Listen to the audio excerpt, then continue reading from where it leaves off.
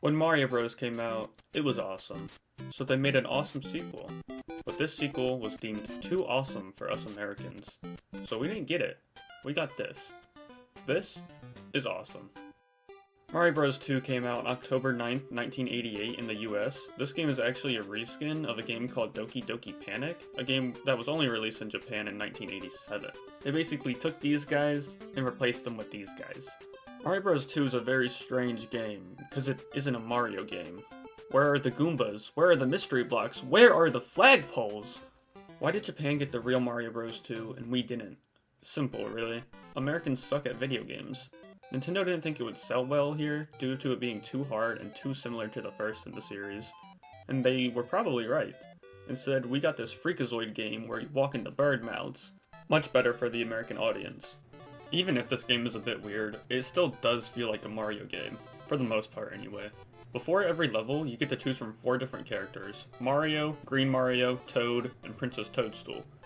All these characters have their advantages and their disadvantages. Mario is completely average, Lewis sucks, Toad is strong but doesn't jump that high, Toadstool's extremely weak, but she can float for about a second. When I played through this game, I actually had a hard time picking who I wanted to play, because I wanted to give them all equal chances, so I just closed my eyes and mashed the D-pad until I hit A. Eyes closed. Luigi, wow, my favorite character. This was actually a pretty fun way to play the game. It made me rethink how to play certain levels sometimes. Toad and Mario are probably my favorite to play as, because they're like the most normal of the bunch.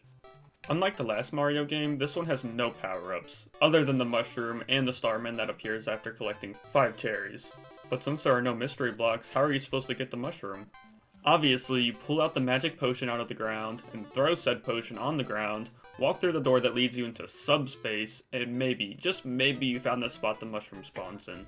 But Nacho, what is subspace? Well, I'll tell you. Do you like everything the exact same way, but backwards and dark? Subspace. All the items in the ground being replaced with money? Subspace. What about being kicked out after about 5 seconds? Subspace. And do I have a place for you? Subspace. I guess I also mentioned pulling things out of the ground. Each level has these grass spots where you can pull something out of the ground. These can range from unripened vegetables to bombs. Mostly vegetables though. You can throw these items at enemies to knock them out. You can also throw enemies at enemies to knock them out. That's right, you can't just jump on enemies to kill them in this game, because it's not a Mario game. Instead you have to throw something at them or throw them into a pit. Otherwise, they'll just get back up. Much like the last game, this one also kicked my butt. Probably even more so because I didn't have an infinite lives glitch to get me through the game.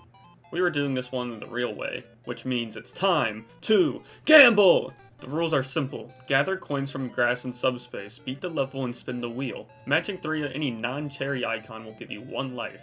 Getting a cherry in the first spot will give you 1 life, getting one in the first and second spot will give you 3 lives, filling the bar will give you the coveted 5 lives. Good luck! Alright. Boss. Boss. Boss. Alright, you might win. You might win your points.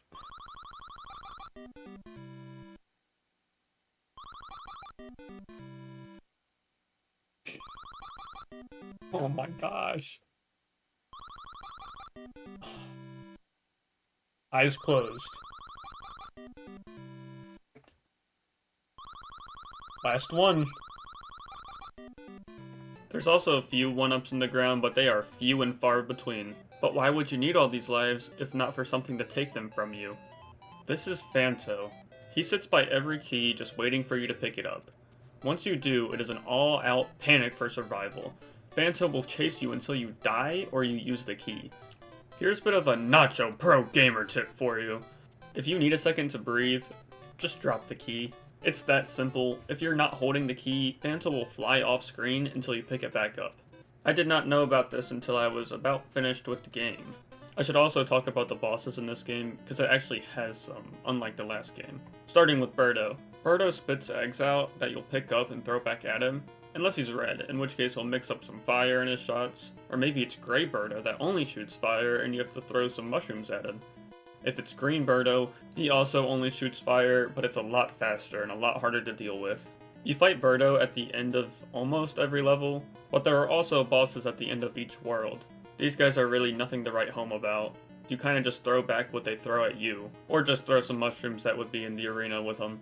The only one that gave me any real trouble was Fry Guy. He moved pretty fast in the second phase where he splits into 4 little Fry Guys, and they all jump towards you really fast, and it's a nightmare.